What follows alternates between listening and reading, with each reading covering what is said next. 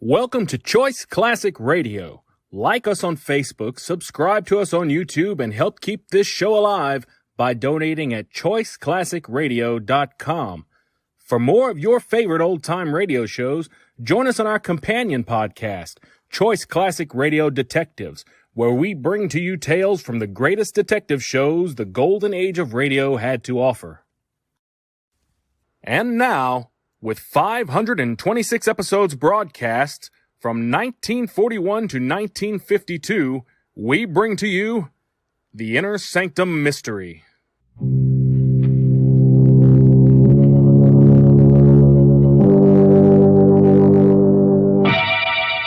Lipton Tea and Lipton Soup present Inner Sanctum Mysteries.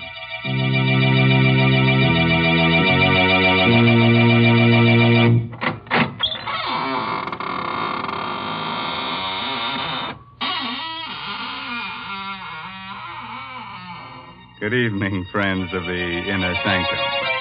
This is Raymond, your host, at the squeaking door. Come in, won't you? Well, you're shivering. Cold? Oh. Well, don't let it throw you. Just remember that many are cold, but few are frozen. Well, our story, to be different tonight, is about murder. Murder and a clock. So, if you've got a little time to kill, let's do it now, huh? Why, Mr. Raymond, nobody can really kill time. Well, maybe not, but you certainly can frighten it. Didn't you ever hear of an alarmed clock? Mr. Raymond, someday you're going to choke on one of those puns. And won't that be nice, Mary? Then you can revive me with guess what, Lipton tea. Oh, dear. Must this go on week after week? Why must I talk to the only person in the world who doesn't know the proper uses of Lipton tea? Oh, don't say that. It isn't used to revive people. At least not in the way you mean it. Of course, lots of folks do find that Lipton's makes the day seem brighter. Yes, it sort of helps them through their housework to sit down now and then between meals, as well as at dinner and supper, and enjoy a cup of Lipton tea. And the reason why Lipton's is so satisfying is because of that one little word, brisk. B-R-I-S-K. Tea experts say that Lipton's has a brisk flavor, which means that it always tastes tangy and bracing. It's never flat or wishy-washy. So folks ask for Lipton tea at your grocer's. You just don't know how good tea can be till you've tried Lipton's. Yes, and when you leave the grocer, step next door to the clockmaker's shop and ask him for the Judas clock. If he doesn't have it on hand, just ask him to give you the works. Yes, the title of tonight's story is The Judas Clock. It's an original radio play by that old clock watcher, Christopher Mayo. Our star is Barry Kroger, who plays the role of Sebastian Packer. I am a clockmaker. I carry on the profession my father taught me in London. I like clocks, all that is but one. For 30 years, I've looked for a certain clock and a certain man. The clock is known to collectors as the Judas clock. The man I swore to kill when, as a boy of 14, I closed my father's glazing eyes and wiped the froth of blood from his lips. Last night, I found the Judas clock. Tonight, I may have found the man.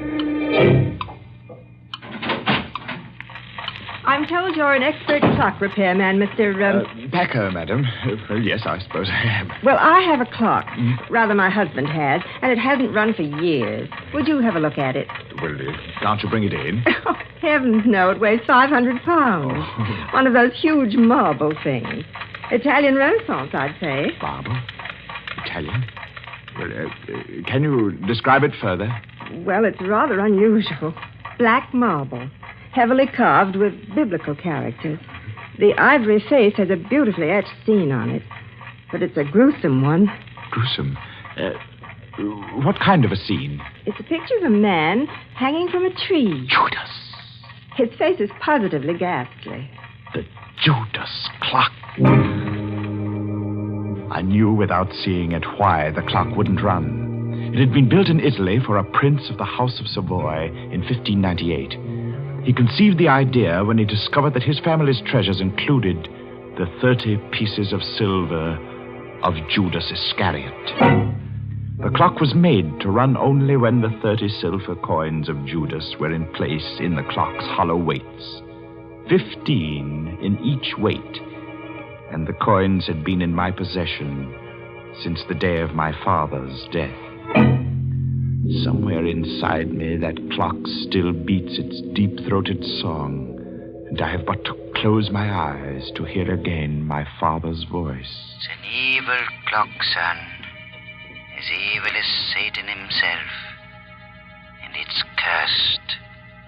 There is a legend that every man who has owned it has died a violent and bloody death. Well, Mr. Packer, can you fix it? Oh, I'm sorry. I was daydreaming. Well, yes, does Mr. Arnold. Does Mr. Arnold know that you're having the clock repaired? No. We've only been married a few weeks, and I'd like to have it working when he comes back to town tomorrow. Sort of a surprise. Yes, I see. Well, I'll be there in half an hour, Mrs. Arnold.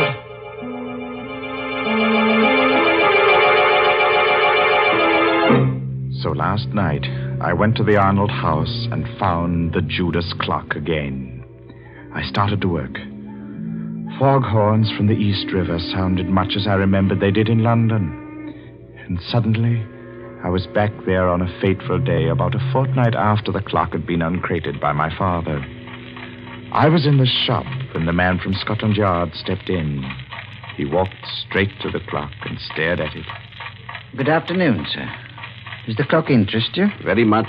When did you acquire it? A cousin bought it at an auction in Italy, and I'm displaying it for sale and consignment. My name's Pettibone, Scotland Yard. I've been looking for this clock for a month. It was stolen in Italy. Stolen? Yes, Mr. Packer. And worse, murder was done. Afraid you're involved in a bit of something here. Murder? I'm taking possession of the clock in the name of the Crown. I shall never forget the look of horror on the detective's face a moment later. He laid his hand on the clock's carving, and it froze there, while his face drained white and his eyes bulged. He opened and closed his mouth soundlessly and crumpled to the floor with his hands to his throat. He was still and twisted and very dead. Mr. Pettibone had died of a heart attack the moment he took possession of the clock. I helped Father drag him into the stockroom. Father wanted time to think, so I went to my room.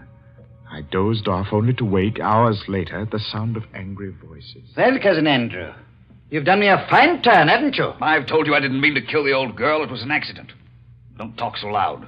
Boy will hear us. You killed her as soon as you learned she'd made out a will in your favor. Then when you thought it was safe, you sold all her furnishings and sent the clock to me to sell. Very well, I did. You're in it to the ears. I'll go to the police. And how will you explain poor, stiff Mr. Pettibone lying in your stockroom all this while? Besides, Timothy, there's nothing to fear now Pettibone's gone. He was the only one who suspected me. Now, you're the only one who knows. I'll crate this cursed black monster tomorrow, and you leave with it. And will you also crate Mr. Pettibone? I have a plan. Here, sit down in this chair, right here. I'll show you how we can solve the whole thing. My young heart beat with a wild dread as I listened. I could only see Cousin Andy's back, but I could see Father seated dejectedly in the chair near the Judas clock, his head in his hands. It was midnight. All the clocks in the shop began striking the hour, and louder than all the rest was the chime of the evil clock. If only then I had known, I might have done something, but the slow strokes beat on. 8, 9, 10, 11, 12. And before my horrified eyes, the heavy marble piece leaned slowly from the wall and crashed across my father's back. And Cousin Andy stood facing my father as the clock crushed his frail form and choked him. He made pitiful little sounds, his eyes begging for life. And the murderer just stood, his back to me. and watch. Thundering sinners, you die hard. Cousin Andy ran from the shop crying for help. He would claim an accident. I raced into the shop. My father was dead. I choked back my tears, and I closed the poor, staring eyes. I took the coins of Judas from the weights of the clock and ran from the shop, the blood-stained pieces jangling merrily in my pocket.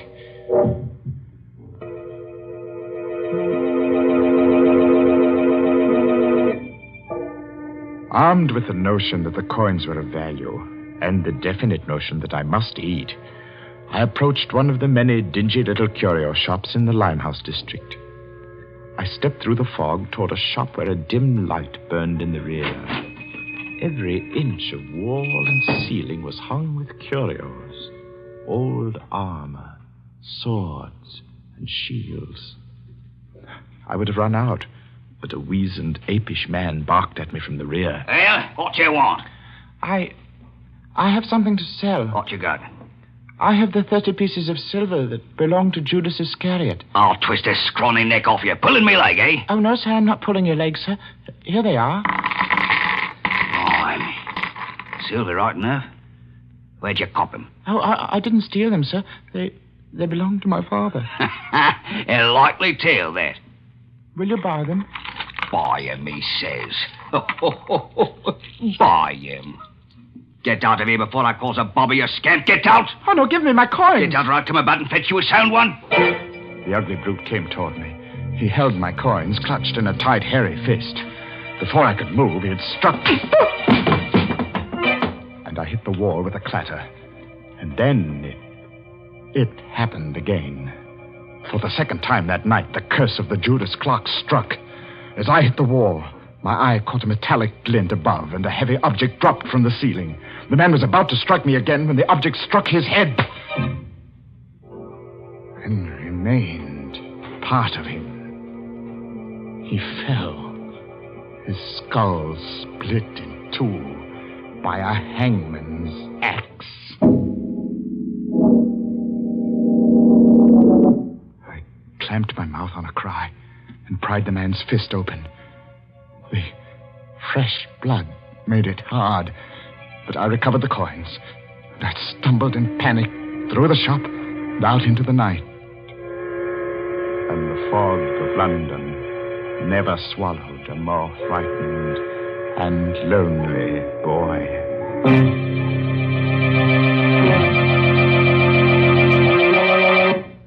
That nasty fog swallowing a little boy. That reminds me of a little nursery rhyme. Hickory dickory dock, the mouse ran up the clock. The clock struck 2. Look out, it might strike you. Heavens, I'm glad I don't own that terrible clock. Oh, don't say that, Mary. Just think if you had the Judas clock, then time wouldn't hang heavily on you. No, it would fall on you. Well, if it did fall and you rescued me, wouldn't that make you a time saver? Well, split my sides with an axe if Mary didn't make with a joke. Well, a very little one, Mr. Raymond. That's true. But seriously, I do have something to say about a time saver. And I'm thinking about Lipton tea. You know, Lipton's is such a handy beverage. It takes so little time to prepare, and it's always so welcome. Yes, its famous brisk flavor makes it enjoyable, not just at your own meal times, but between meals and whenever folks drop in for a visit. That's why it's a good idea to buy Lipton's in the larger, more economical size packages. That's right. The larger packages are much thriftier. So you see, it's wise to keep on hand a really good supply of that brisk-flavored Lipton tea. Oh, sure, it'll come in handy to warm up the chills you get from these inner sanctum stories. And, brother, you're going to shiver plenty with Barry Kroger as Sebastian Packer as this story goes on about the Judas clock. I hadn't touched those horrible coins of Judas Iscariot since the day the storekeeper was killed. By now, I half believed the legend that death followed them. I began to feel that the only way I could escape their curse was to find the Judas clock and put the coins back in its weights where they belonged. One day, as I read the notices in the Times, my heart skipped a beat. It said, auction of clocks. At Chopin Place, auction room, Saturday at 7. Rare items, one of them fine Italian Renaissance piece of black marble. Rare treat for collectors. Come early. Interested in something, young man? Oh, why, yes. Well, that is nothing in particular. Just looking at these splendid pieces. I thought I might stay for the auction. Look about. Auction won't start for a bit yet. I sauntered toward the black clock. My hand had scooped all the coins from my pocket. I would have to work fast and noiselessly. My sweating fingers began to unscrew the small cover on one of the weights. I would soon have the coins put back. Yes, I thought. No. What have you got in your hand there? Let's have a look. No, nothing at all. I was just examining. Examining my foot? You've got a flock of coins there. You must have taken them from somewhere in the clock. Here. No, give them to me. Sometimes when things happen quickly, the mind retains details that would otherwise escape notice. As the men and I struggled, I dropped the clock's weight. It hit a short, round bit of metal directly below it. The man had a vice-like grip on my clenched hand. Blasted little wretch. No! I'll wrench your hand off for you. I heard a whirring sound within the clock, and before my horrified eyes, the supporting panel at the front of the clock's base slowly lifted on hinges. The clock was off balance and began to fall forward. I screamed a warning. Look out!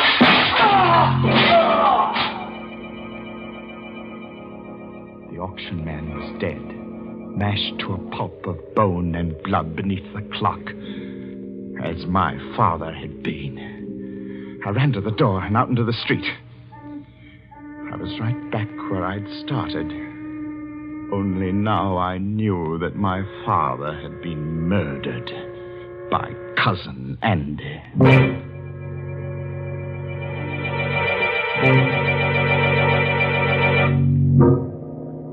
I walked for miles, trying to pull myself together.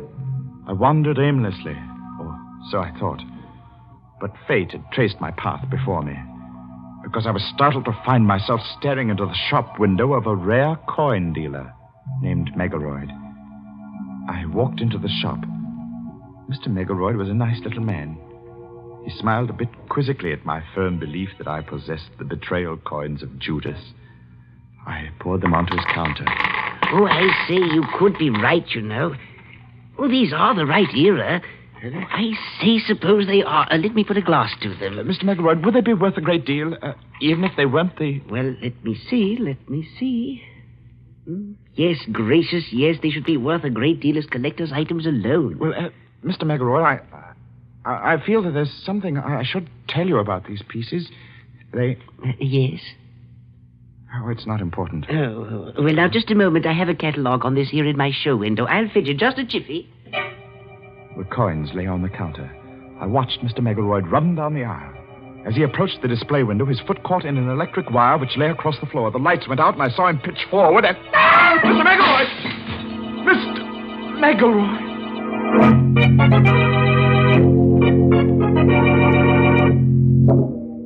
The street light peered through the broken plate glass and played across a grotesquely sprawled form in the show window. I needed no more light than there was to see what had happened. The upper half of the heavy plate had broken and dropped flat against the solid lower half. There was no need to ask how he was. No guillotine could have done a neater job. Mr. Megaroyd had no head. Who else but death can own the coins of Judas?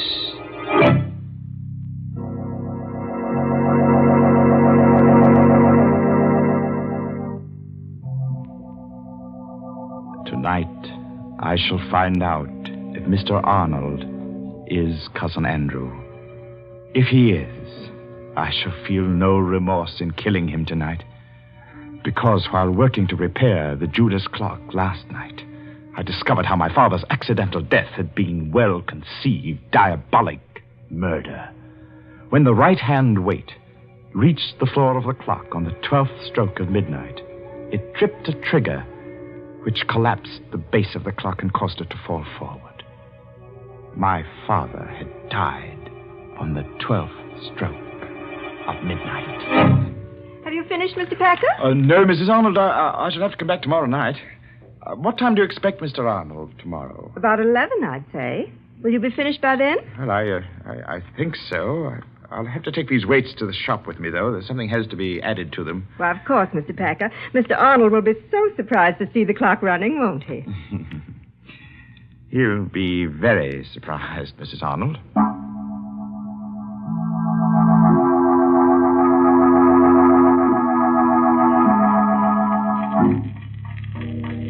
I've put the coins in their place within the weights.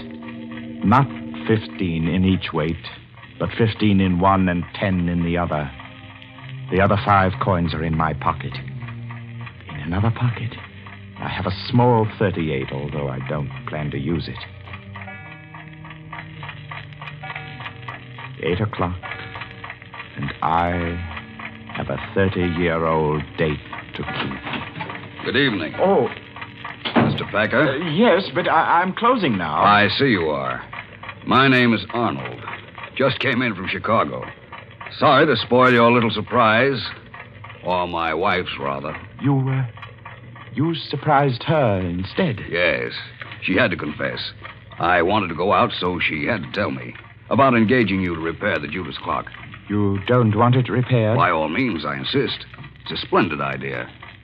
But what I came for, really, was to tell you that you and I have much to talk about. Oh, do we? Yes. But look, close your place and bring along whatever you need to fix the clock, and we'll talk about it at my place. I'm all set. Let's go.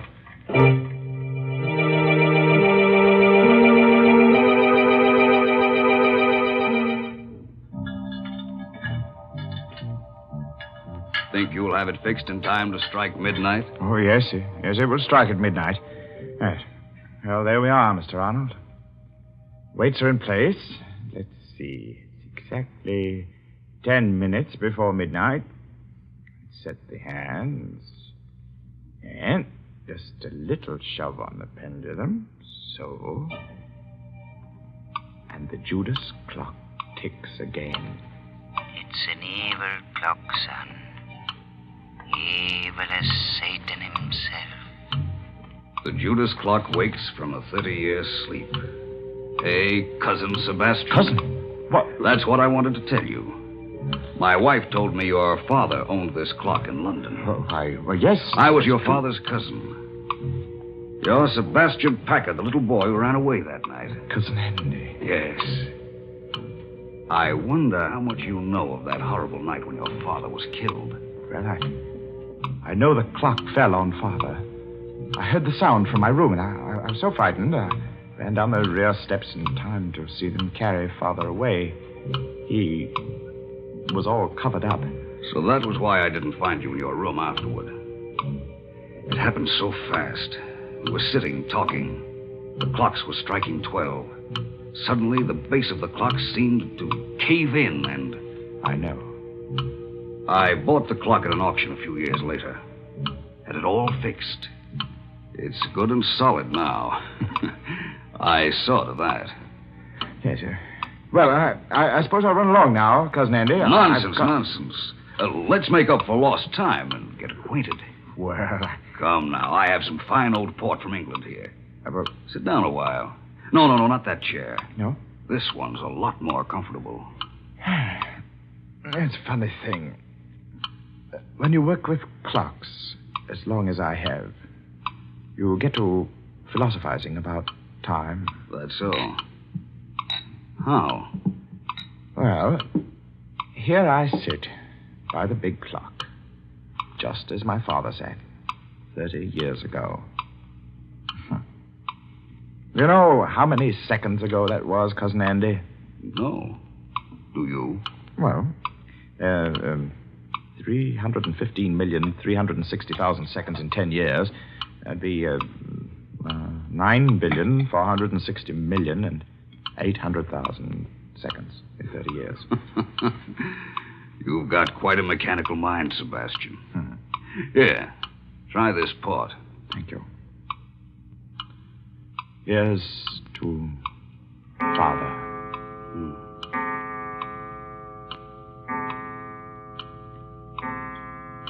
What's the matter, Cousin Andy?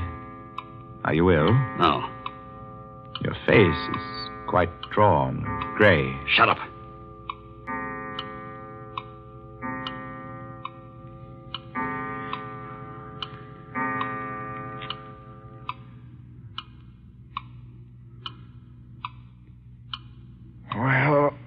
Cousin Andy, it's late. I guess I'd best go. You know, you do look awfully sick. Oh, don't get up, old man. Sinners, Here, sit down and relax. Take my chair. It's the more comfortable. Why, you're shaking like a leaf. Now, just sit quietly. I'll see myself out. Thundering sinners, Good night, Cousin Andy. Oh, Sebastian! Sebastian! Get it off! Sebastian, in heaven's name! Poor Cousin Andy. You're choking to death. You die hard, too, don't you? It was just a matter of timing. I set the hand a minute fast and the weight didn't touch your clever little spring device till just now because it's lighter by 5 pieces of cursed Judas money.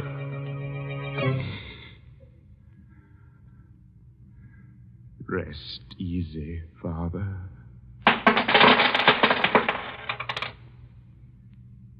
And he cast down the pieces of silver in the temple and departed and went and hanged himself.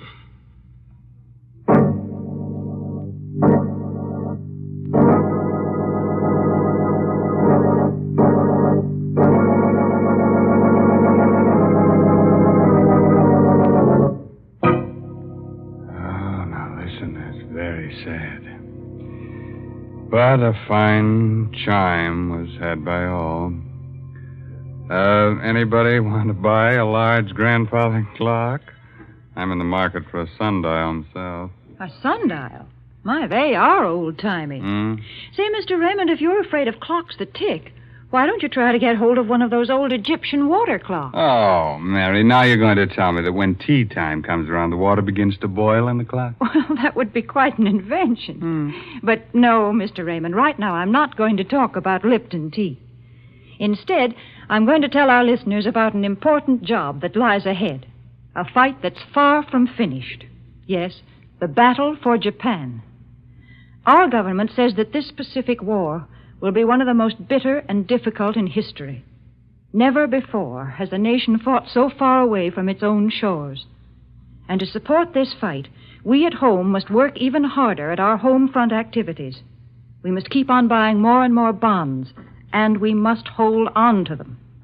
And above all, we must stay on our war job until the job in the Pacific is over.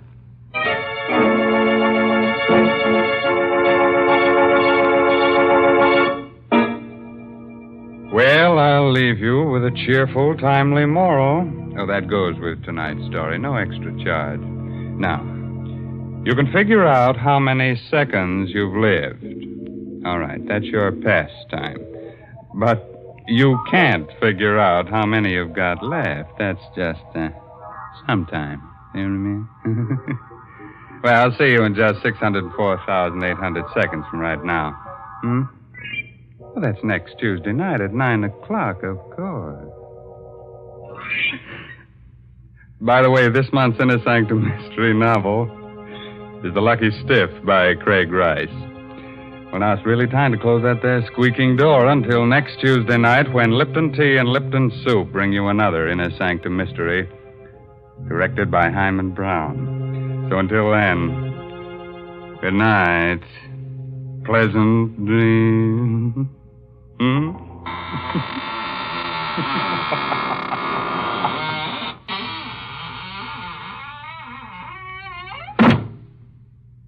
Folks, if you'd like to give the boys overseas a real taste of home, then why not include a package or two of Lipton's Noodle Soup Mix the next time you send them a box of food? Yes, Lipton's has the same homemade, chickeny taste as the soup you make right in your own kitchen. That's why it's a thoughtful, welcome little gift to send Lipton's. And as you know yourself, Lipton's Noodle Soup makes a grand snack.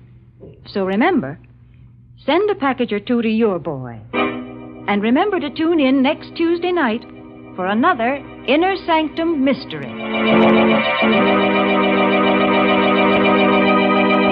This is CBS, the Columbia Broadcasting System.